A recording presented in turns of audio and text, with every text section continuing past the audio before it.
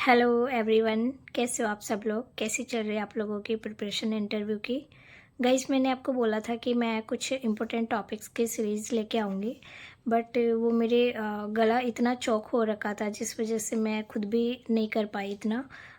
आज मुझे थोड़ा ठीक लग रहा है और अभी रात को 1 बजने वाला है, तो ज़्यादा तो मैं टॉपिक कर नहीं पाऊँगी। अभी सिर्फ 2 ही टॉपिक करवा रही हूँ। अगर आप लोगों को अच्छा लगता है, आप लोगों को समझ में आता है, तो आप मुझे कमेंट करना ताकि मैं आगे भी जो सेशंस हैं उनमें लेके आऊँगी। अदरवाइज़ मैं वीडियो नहीं बनाऊँगी बिकॉज़ अभी मेरे पास भी ज़्यादा टाइम नहीं है। लेकिन अगर आप लोगों को ये हेल्पफुल लगता है, आप लोगों को समझ में आता है, तो आप लोग बता देना, मैं ज़रूर बना दूँगी। तो सबसे पहले अभी हम 2 ही टॉपिक करेंगे, सरफेसी एक्ट एंड ओम्बड्समैन। तो शुरू करते हैं सरफेसी एक्ट से। तो आपको इंटरव्यू में सिर्फ सिंपल जवाब देना है।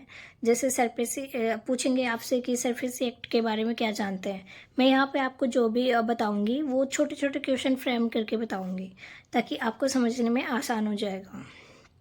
तो जैसे इंटरव्यूअर पूछता है कि बताइए सरफेसी एक्ट के बारे में आप क्या जानते हैं, तो आंसर आपका ऐसे होना चाहिए कि सर, सरफेसी एक्ट की फुल फॉर्म होती है security and reconstruction of financial assets and enforcements of security interest, act 2002। Sir, ये 2002 में लागू हुआ था, जो बैंक्स और फाइनेंशियल इंस्टीट्यूशंस को बिना कोर्ट जाए लोन रिकवरी की परमिशन देता है या पावर देता है। बिना कोर्ट गए लोन रिकवरी की पावर देता है, ये बोलना है। देन उसके बाद वो पूछेंगे कि आपसे क्यों ज़रूरत पड़ी सरफेसी एक्ट की, क्या क्या ऑब्जेक्टिव था। तो बोलना है कि सर, सरफेसी एक्ट का एम ये था कि लोन वसूली, सबसे फर्स्ट पहला यही था कि लोन रिकवरी करना, बैंक्स को सिक्योर असेट्स पे पोजीशन देना। मतलब अगर किसी कस्टमर ने पोजीशन रखवाया, लाइक किसी बिल्डिंग के पेपर रखवा दिए, मशीनरी प्लांट उनके डॉक्यूमेंट्स रखवा दिए, या और भी जो भी उसने पोजीशन कोलेटरल के रूप में रखवाया है, तो उन पे पोजीशन मिल सके बैंक्स को अगर रीपेमेंट नहीं आता है तो ये एक सरफेसी एक्ट के तहत दिया गया है अधिकार। फिर ये कोर्ट और जो डीआरटीज होते हैं उनकी डिपेंडेंसी को भी कम कर देता है, क्योंकि आपको पता है कि आप किसी भी इशू को लेकर कोर्ट में जाते हैं तो काफ़ी टाइम लग जाता है, तो इस चीज़ को ये कम करता है। फिर होता है जो फाइनेंशियल सिस्टम है इंडिया का, उसको मजबूत बनाता है, क्योंकि लोन रिपेमेंट होंगे तभी बैंकों को प्रॉफिट होगा और तभी हमारी इकोनॉमी को भी प्रॉफिट होगा। तो ये बताना है आपको। देन उसके बाद ये किन किन पे लागू होता है सरफेसी एक्ट, तो सर ये आरआरबी पे लागू होता है, एनबीएफसीज पे लागू होता है। लेकिन कौन सी एनबीएफसीज? जिनका लोन अमाउंट 20 लाख रुपए से ज़्यादा होता है। कॉमर्शियल शेड्यूल कमर्शियल बैंक्स पे भी लागू होता है और जो भी फाइनेंशियल इंस्टीट्यूशंस हैं उन सभी पे लागू होता है। लेकिन एनबीएफसी का आपको ध्यान रखना है, सिर्फ उन्हीं एनबीएफसीज पे लागू होता है जिनका लोन अमाउंट 20 लाख से ज़्यादा हो। अब पूछेंगे कि किन पे लागू नहीं होता, तो बताना है कि एक तो जो एग्रीकल्चरल लैंड होती है उन पे लागू नहीं होता है। दूसरा, अनसिक्योर्ड लोन्स होते हैं, जैसे छोटे छोटे लोन दे देते हैं, पीएम स्वनिधि में दे दिया या एमएसएमईज को छोटे छोटे लोन दे दिए, तो उन पे भी लागू नहीं होगा। और जो एनबीएफसीज लोन देती हैं वो 20 लाख से अगर कम है तो उन पे भी लागू नहीं होगा। इसके साथ ही अगर किसी ने सिक्योरिटी के रूप में, जैसे प्लीज के रूप में अगर कोई मूवेबल असेट्स रखवाया है, तो उसका भी नहीं होगा, क्योंकि उनको उन पे लागू नहीं होता है सरफेसी एक्ट। ठीक है। उसके बाद सरफेसी एक्ट बैंकों को क्या पावर देता है, तो सरफेसी एक्ट बैंकों को पावर देता है कि वो जैसे सिक्योर्ड असेट्स होते हैं उन पे पोजीशन मिल सके। जैसे किसी ने कोलेटरल के रूप में अपना घर रखवाया, तो बैंक को ये पोजीशन मिल जाता है अगर लोन रिपेमेंट नहीं आता, कि वो उस बिल्डिंग की या उस घर की ऑक्शन करवा सके या उसको सेल करवा सके, ये पावर देता है। दूसरा, जो अगर किसी ने जैसे लोन लिया है बिजनेस वगैरह के लिए, तो वो असेट्स को सेल कर सकता है या उसको लीज पे दे सकता है। थर्ड होता है बोरोवर के मैनेजमेंट को टेक ओवर कर लेना।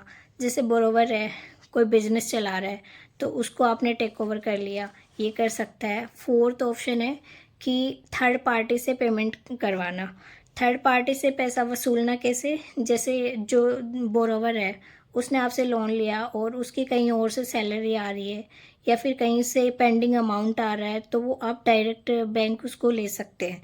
तो ये सब बैंकों को अधिकार देता है सरफेसी एक्ट। उसके फिर आता है इसका प्रोसीडर क्या होता है।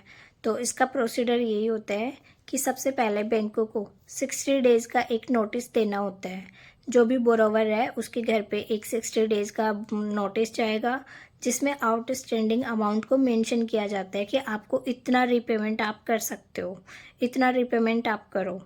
तो वो आउटस्टैंडिंग के साथ 60 डेज़ का नोटिस दिया जाता है। उसके बाद बोरोवर रिप्लाई करता है, जिसमें बोरोवर उस पे ऑब्जेक्शन भी ले सकता है। और जब वो ऑब्जेक्शन लेगा तो बैंक को 15 डेज़ के अंदर अंदर उसको आंसर करना पड़ेगा।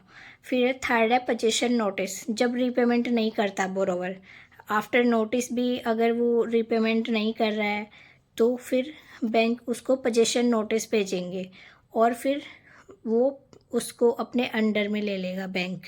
ये होता है। और लास्ट ऑप्शन होता है कि उसको सेल कर दे या उसका ऑक्शन कर दे। तो ये 4 प्रोसीडर्स हो गए, ये प्रक्रिया होती है कंप्लीट। अब बोरोवर्स के राइट क्या होते हैं, बोरोवर के पास क्या अधिकार होते हैं, क्योंकि सरफेस एक्ट सिर्फ बैंकों को ही अधिकार नहीं देता, ये साथ में बोरोवर को भी अधिकार देता है। तो ये बोरोवर को ये अधिकार देता है जो DRT होता है, डेब्ट रिकवरी ट्रिब्यूनल, बोरोवर उसमें अपील कर सकता है सेक्शन 17 के अंडर। लेकिन वो जो अपील करता है उसको विद इन 45 डेज़ के अंदर करना होगा। 45 डेज़ के बाद वो अपील नहीं कर सकता। सरफेसी एक्ट में जो DRT होता है और DRAT होता है, उसका क्या भूमिका होती है, उसका क्या रोल होता है।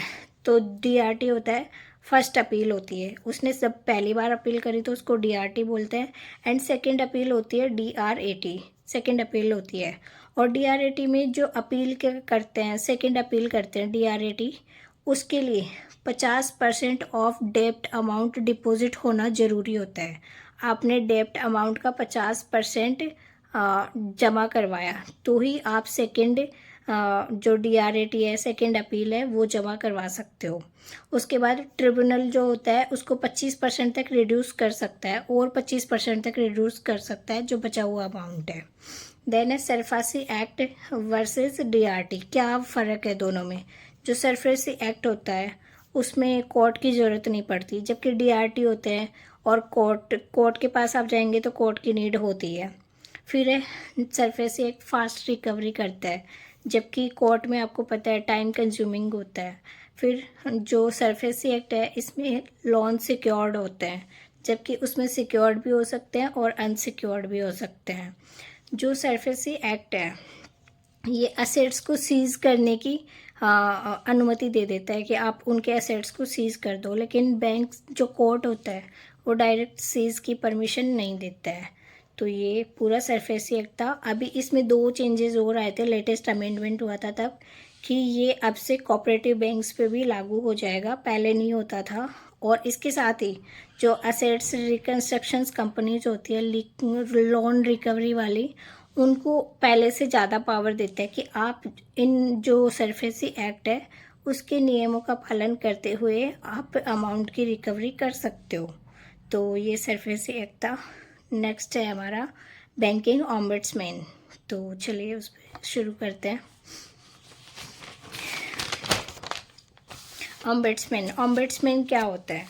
तो ऑम्बड्समैन RBI के द्वारा बनाई गई एक इंडिपेंडेंट अपीलेट बॉडी होती है, जो कस्टमर की जो भी कंप्लेंट्स होती है उनको फास्ट, फेयर और फ्री तरीके से रिजॉल्व करती है, उसके कोई चार्जेस नहीं लेती है। और ये 2006 में लॉन्च हुआ था RBI के द्वारा ऑम्बड्समैन।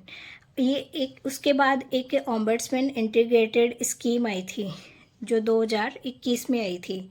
और RBI ने उसमें क्या किया था, RBI ने जो बैंकिंग होती है, बैंक्स होते हैं, जो NBFCs होती हैं और जो डिजिटल पेमेंट सिस्टम्स होते हैं, सर्विसेज देने वाले जो होते हैं, उन सबको मिलाकर ऑम्बड्समैन में मर्जर कर दिया और एक नई स्कीम बना दी। उसका नाम रखा था वन नेशन वन ऑम्बड्समैन। मतलब वन पोर्टल होगा, उस पर आप ईमेल वगैरह कर सकते हो ये बिल्कुल फ्री होगा, इस पे कोई चार्जेस नहीं लगेंगे, ठीक है। फिर है ओम्बड्समैन, किन इंस्टीट्यूशंस पे लागू होता है, तो ये शेड्यूल कमर्शियल बैंक्स पे लागू होता है, यूपीआई, जितने भी पेमेंट सिस्टम्स हैं इंडिया में, क्योंकि आप यहाँ पे कंप्लेंट अमाउंट से रिलेटेड करते हैं या बैंक की किसी भी सर्विसेज से आप सफिशिएंट सेटिस्फाइड नहीं है तो आप करते हैं, तो सारे पेमेंट सिस्टम इसमें कवर होते हैं। फिर आरआरबी होते हैं, कोऑपरेटिव बैंक्स होते हैं, सभी इसमें इंक्लूड होते हैं। फिर उसके बाद है कि बैंक में शिकायत आप किन कारणों से कर सकते हो, किस कारणों से आप ओम्बड्समैन के पास जा सकते हो, तो वो कौन कौन सी शिकायतें आपकी हो सकती हैं। तो जैसे आप एटीएम गए, आपने डेबिट कार्ड से पैसे निकाले, आपके अकाउंट से कट गए लेकिन आपको कैश नहीं मिला। हालांकि होता ये है कि अगर आप इस केस में अगर आपके जैसे डेबिट कार्ड से अमाउंट डिडक्ट हो गया और आपको कैश में नहीं मिला तो वो 7 वर्किंग डेज़ में आपको मिल जाता है।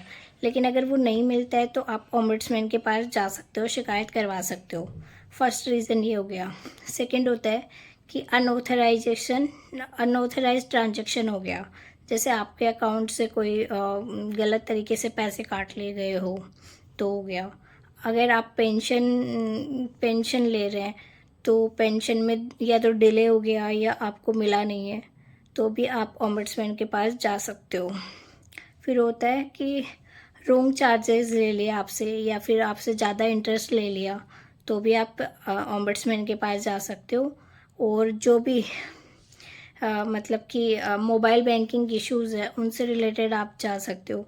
किसी बैंक में अगर आपका बैंक अकाउंट है, आपको ये पूरा हक है बैंक्स का कि वो आपको डेबिट कार्ड दे और चेक बुक दे।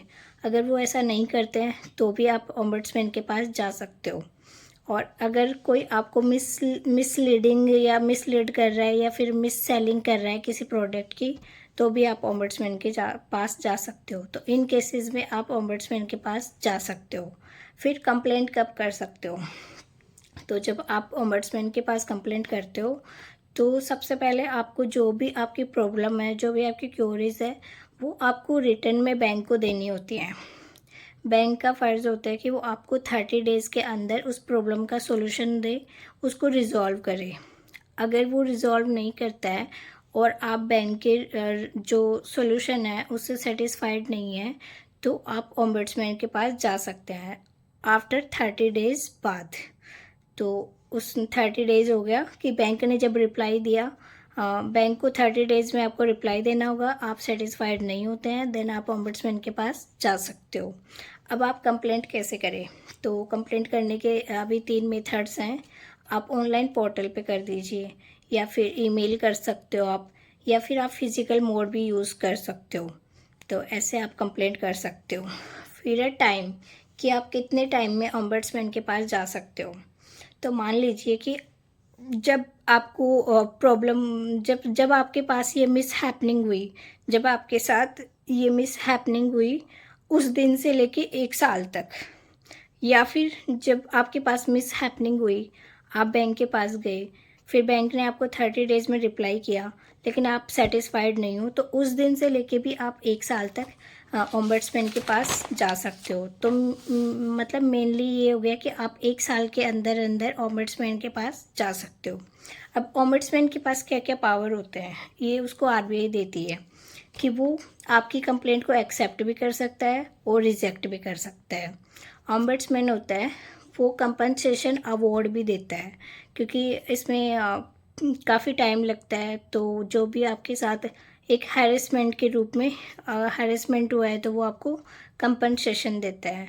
फिर होता है बैंक को करेक्टिव एक्शन के ऑर्डर भी देता है कि आपकी ये प्रॉब्लम है, आप इसको सुधारो। फिर इसके साथ ओम्बड्समैन का ये भी होता है कि वो कस्टमर को कंसोल करे, उसको पूरा समझाए, उसको सेटिस्फाइड करे। तो ये ओम्बड्समैन के पावर्स थे। देन कंपनसेशन का क्या प्रोसीजर होता है, तो कंपनसेशन इसमें पहले 20 लाख तक का होता था, उसको 3 लाख तक का कर दिया, 30 लाख कर दिया सॉरी। जो पहले 20 लाख लिमिट थी वो 30 लाख कर दी है। और जो भी आपको मानहानि हुई, जिसको बोलते हैं मेंटल अगोनी या फिर हरेसमेंट, वो आपको 3 लाख रुपए देते हैं। पहले 1 लाख दिया जाता था, अभी रिसेंटली बढ़ा के इसको 3 लाख किया गया है। फिर आरबीआई में जो अपील प्रोविजंस होते हैं वो क्या होते हैं? तो अपील प्रोविजंस यही होते हैं ऑम्बड्समैन के पास कि सिर्फ बैंक कर सकते हैं अपील। जो होते हैं कस्टमर्स होते हैं वो नहीं कर सकते। सिर्फ बैंक आरबीआई की जो अपीलेट अथॉरिटी होती है उसके पास अपील कर सकते हैं। फिर ऑम्बड्समैन के क्या फ़ायदे होते हैं? तो ओम्बड्समैन के फ़ायदे यही हैं कि आप सिंपल और स्पीड तरीके से जस्टिस पा सकते हो, कस्टमर फ्रेंडली होता है, पेपरलेस होता है और कम्प्लीटली ट्रांसपेरेंसी होती है, कोई भी धोखाधड़ी वाला काम नहीं होता है। फिर एक सवाल आता है कि ओम्बड्समैन की ज़रूरत क्यों पड़ी? कोर्ट भी तो होते हैं ना, इंडिया में कोर्ट हर जगह मिलते हैं, तो आप कोर्ट क्यों नहीं गए? ओम्बड्समैन की ज़रूरत क्या पड़ी? आरबीआई को क्यों लगा कि ओम्बड्समैन होना चाहिए? तो क्योंकि ओम्बड्समैन एक फ्री ऑफ कॉस्ट होता है, फास्ट रिकवरी करता है, इसमें लॉयर की रिक्वायरमेंट नहीं होती और ये सिर्फ बैंक रिलेटेड होता है। जबकि कोर्ट में कोर्ट की फ़ीस भी लगती है, लॉयर की रिक्वायरमेंट भी होती है और ये टाइम कंज्यूमिंग होता है बिकॉज़ इसमें हर तरीके के कस्टमर्स आते हैं, तो यहाँ पे बहुत टाइम ही लग जाता है क्योंकि सबके बहुत मसले होते हैं। तो ये पूरा ओम्बड्समैन था। I hope SARFAESI act and जो ओम्बड्समैन है, ये 2 टॉपिक आपको समझ में आए होंगे। अगर आपको अच्छा लगता है, समझ में आता है, तो आप मुझे कमेंट करना, तब तो मैं और भी टॉपिक्स ले आऊँगी, अदरवाइज़ मैं नहीं लाऊँगी बिकॉज़ अभी मेरे पास भी इतना टाइम नहीं है। तो सब जो मैं टॉपिक्स करवाने वाली हूँ उनके एक बार नाम बता देती हूँ। तो सबसे पहला हो गया बैंक हो गया, अकाउंट्स हो गए और चेक हो गया, एडवांसेस, लोन एडवांसेस हो गए, ये इम्पोर्टेंट होते हैं। देन उसके बाद डीआईसीजीसी हो गया और लोन हो गया, जो लोन बता दिया है मैंने, एनपीए हो गया, बॉन्ड डिबेंचर हो गए, नेगोशिएबल इंस्ट्रूमेंट एक्ट हो गए, पूरा आरबीआई का क्या क्या हो सकता है, क्या क्या पूछा जा सकता है, वो एक एसबीआई, बिकॉज राजस्थान में एसबीआई स्पॉन्सर बैंक है। तो ऐसे सारे टॉपिक्स मैं करवा दूँगी 2 दिन के अंदर अंदर। अगर आपको लगता है कि हेल्पफुल है तो आप बता देना। और इसके साथ ही राजस्थान से रिलेटेड और कुछ एचआर के क्वेश्चंस होते हैं, वो भी मैंने फ्रेम किए हैं, तो वो भी मैं आपको बता दूँगी। अगर आपको चाहिए हो तो आप मुझे कमेंट सेक्शन में मैसेज कर देना, मैं भी मतलब वीडियो बना दूँगी उस पर भी। भेज तो नहीं पाऊँगी बिकॉज़ इतना मैं भेजूँगी और मेरी लैंग्वेज में जो मैंने लिखा है वो मुझे लगता नहीं आपको समझ में आएगा, बिकॉज़ बहुत कम टाइम की वजह से मैंने बहुत फास्ट लिखा है। सो आप लोगों को ऑल द बेस्ट, आप अच्छी तैयारी करो सभी को। और आपका इंटरव्यू कब है आप लोग मुझे मैसेज कर देना, जिनका लेट है 1 तारीख के बाद है, तो तब तो मैं और भी ज़्यादा वीडियोस वगैरह बना दूँगी क्योंकि तब तो टाइम रहेगा। सो आपको लगता है कि ये अच्छा है, आपको हेल्पफुल है, तो आप मुझे ज़रूर बताना। Okay, all the best.